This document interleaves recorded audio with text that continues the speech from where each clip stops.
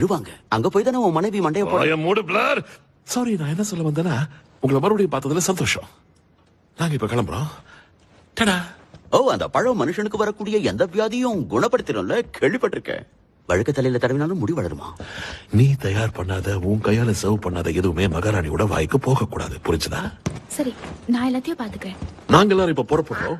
Zip, நீ இங்கே மகாராணிக்கு பாதுகாப்பா இரு. இது முக்கியமான வேலை. சரி, இருந்துட்டா போச்சு. எல்லாரும் பின்னாடி போங்க. கோட்டை தாண்டி வந்தீங்கன்னா காலை கடிச்சிருவேன். கொஞ்சம் நில்லு.